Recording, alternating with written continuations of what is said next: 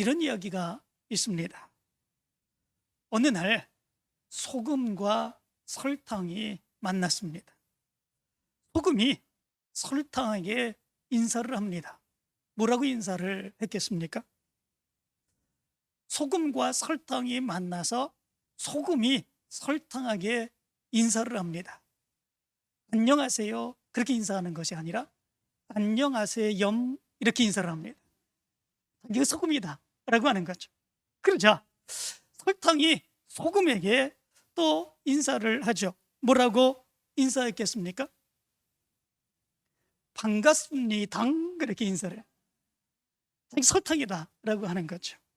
그러자 이 둘이 있는데 식초가 들어왔습니다. 식초가 이 둘에게 인사를 합니다. 뭐라고 인사했을까요? 예. 안녕하셔 이렇게 인사를 했답니다. 시다는 거 아니겠습니까? 그러면 성탄절에 이렇게 우리 믿음의 성도들이 모였습니다. 그리고 함께 서로 성탄의 기쁨을 나누며 인사를 합니다. 뭐라고 인사할까요? 모르겠지요. 예수 오셨쥬 이렇게 인사. 예수님이 주님 아닙니까? 그죠? 예수 오셨지요 이렇게 인사한다는 거예요. 자, 지분들과 반갑게 성탄의 인사 나누시기를 바랍니다. 감사합니다. 고맙습니다. 뭐라고 인사하셨습니까? 메리 크리스마스 이렇게 인사하는 거예요. 그죠? 예, 감사하고 고맙습니다. 맛있는 돈가스를 먹으려면 어디로 가야 되는지 아십니까? 잘 아십니다. 종순 돈가스로 가야 됩니다. 맛있는 돼지고기를 먹으려면 어디로 가야 되는지 아십니까? 돈사무소.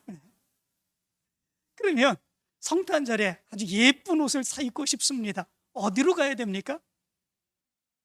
그러죠. 크레송으로 가면 됩니다. 생선구이를 먹고 싶어요. 어디로 가야 되겠습니까? 경환의 생선구이. 어떻게 그렇게 잘 아셔요? 그죠? 아무 데나 가면 이렇게 좋고 맛있는 게 있지 않습니다.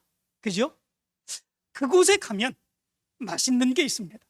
그곳에 가면 좋은 게 있습니다. 거기를 찾아가야 있는 거죠. 거길 찾아가지 아니하고 엉뚱한 데 찾아가면 실망합니다. 그죠? 거기 괜히 왔다 그렇게 생각하게 되는 그런 모습들이 있죠. 아무것도 얻을 수 없는 그런 모습들이 있습니다. 그렇다면 이 땅에 우리를 구원하기 위해서 육체를 입고 오신 예수 그리스도를 만나려면 어디로 가야 되겠습니까? 이 땅에 예수님께서는 왕으로 오셨습니다. 그렇다면 왕이신 예수 그리스도를 만나기 위해서 왕궁으로 가면 되겠습니까? 아닙니다. 예수님은 이 세상의 왕들과 다르지요. 그렇기 때문에 왕궁으로 가면 예수님은 만날 수 없습니다. 그런데 오늘 말씀 가운데 보면 우리의 왕으로 태어나신 메시아이신 예수 그리스도를 만나기 위해서 왕궁으로 찾아갔던 사람들이 있습니다. 그 사람들이 누구이겠습니까? 동방의 박사들입니다. 2장 2절의 말씀 가운데 보면 이렇게 말합니다. 동방으로부터 온 박사들이 예루살렘에 이르지요. 그리고 이렇게 얘기합니다. 유대인의 왕으로 나신 이가 어디 계시냐? 우리가 동방에서 그의 별을 보고 그에게 경배하러 왔노라. 이렇게 얘기합니다. 이 동방의 박사들은 별을 연구하는 그런 사람들 있지요. 그래서 별을 보고 유대인의 왕 메시아가 이 유대 땅에 태어나신 것을 알게 됩니다. 그러나 어디에서 태어났는지는 모릅니다. 그 구체적인 장소를 모릅니다. 그렇기 때문에 유대 왕궁이 있었던 예루살렘으로 오게 되었던 거죠. 유대의 왕으로 태어나시는 분이시라면 유대의 왕궁에 있겠다 생각하고 예루살렘에 있는 왕궁으로 찾아가게 된 것이지요. 그리고 얘기를 합니다. 그에게 우리가 경배하러 왔다 이렇게 얘기를 합니다.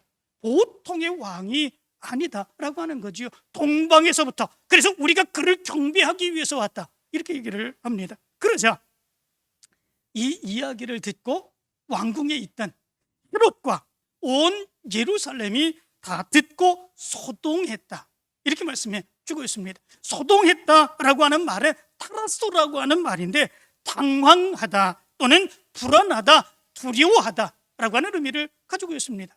이들이 경배하러, 유대인의 왕으로 오시니 그를 우리가 경배하러 왔는데, 그 이야기를 하니까 이들이 당황합니다, 두려워합니다, 엄청나게 불안해하는 이런 모습들이 있게 됩니다. 이상하지요? 왜냐하면 말라기 선지자 이후로 하나님의 음성이 들리지 않았습니다.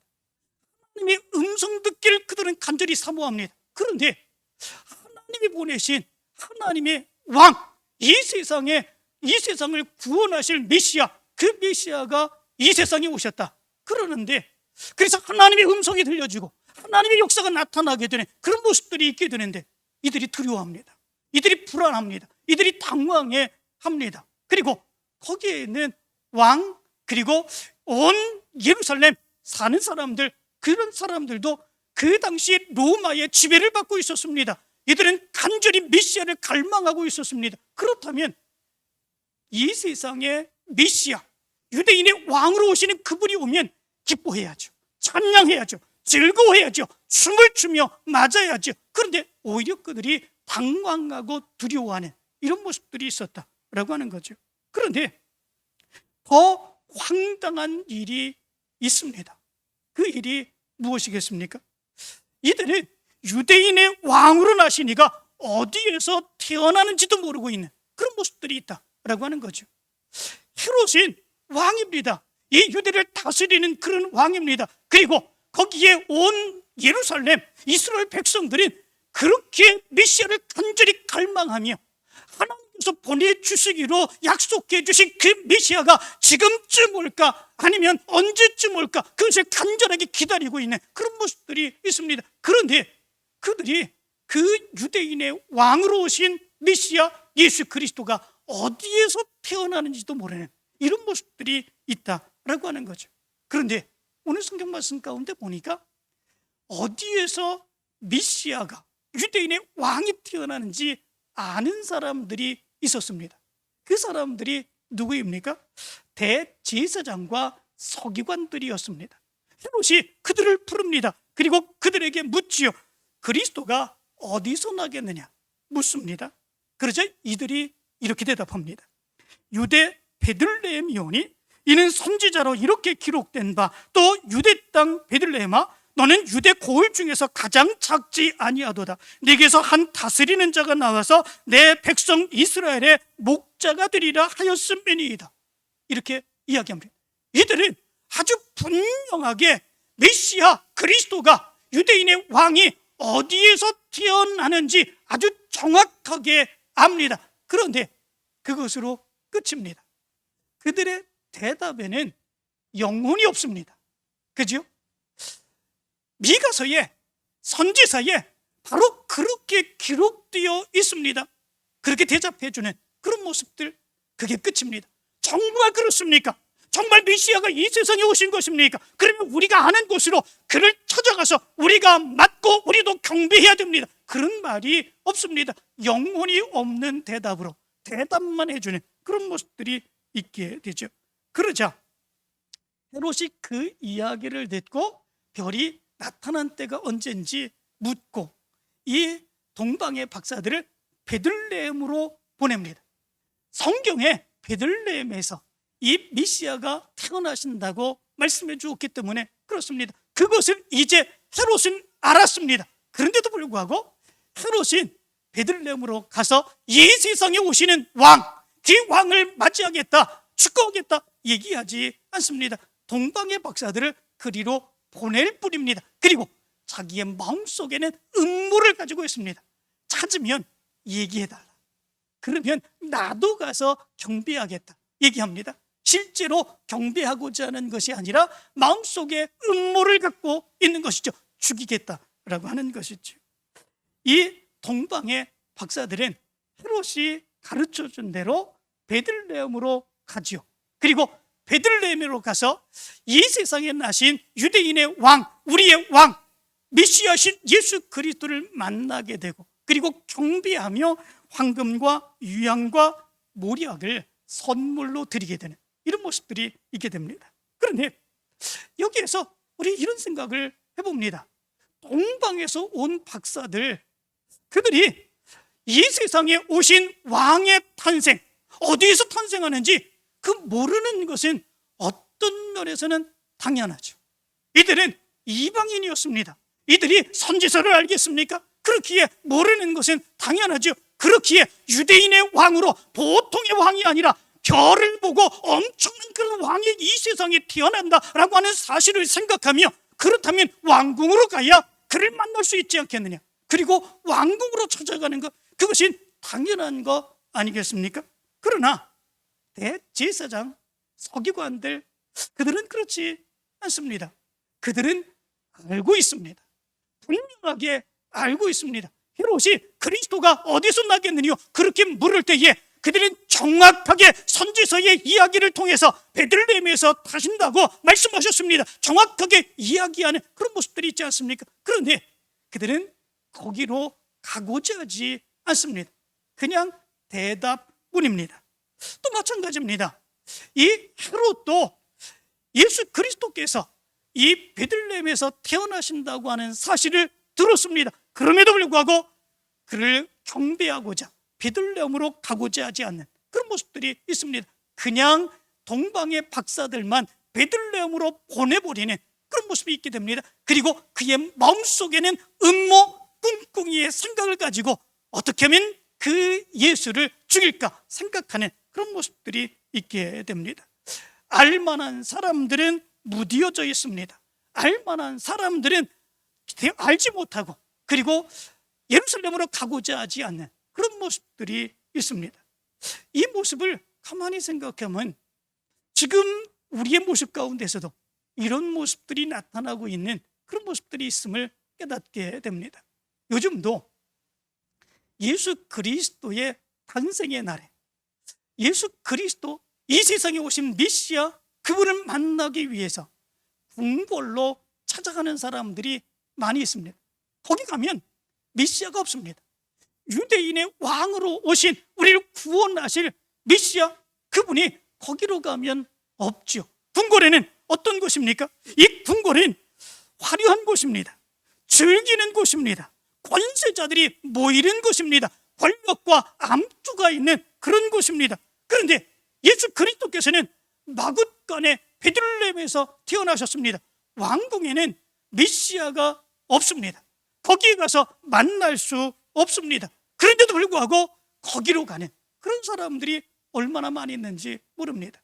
성탄의 날에 많은 사람들이 굳이 우리를 위해서 오신 메시아 찾고자 하지 않죠. 그래서 궁궐로 갑니다. 화려한 곳으로, 즐기는 곳으로, 내가 기뻐하는 곳으로, 그곳으로 가지요. 그래서 예수 없는 성탄의 모습이 바로 우리의 모습 가운데 너무나도 많이 나타나죠. 요즘 카드에 보면 이런 카드의 문구가 있습니다. 성탄의 주인공은 예수님입니다. 이런 카드의 문구들이 있습니다. 보셨습니까? 성탄의 주인공은 예수님입니다. 그런데 예수님을 만나기 위해서 예수님이 계신 곳으로 가는 것이 아니라 동방 박사들이 알지 못하고 깨닫지 못하여 궁궐으로 찾아갔는데, 바로 그것처럼 그들은 궁궐로 갑니다. 알지 못해서 거기로 가는 것이 아닙니다. 예수가 없어졌다고 생각을 하는 거죠. 그냥 즐기고 나만 기뻐하는 그런 모습만 있으면 좋다 생각하고 궁궐로 가는 것이지요. 그리고 알만한 사람들은 무디어져 있습니다. 관심이 없습니다. 예, 베들레헴에서 태어나신데 대제사장 그리고 서기관들이 얘기하는 것처럼 물으니까 대답하는 것뿐이지요. 베들레헴에서 태어나시는데 단지 그것뿐인 대답을 하는 그런 사람들도 많이 있습니다.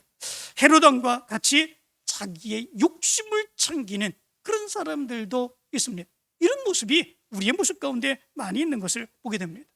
우리는 어떻게 해야 되겠습니까?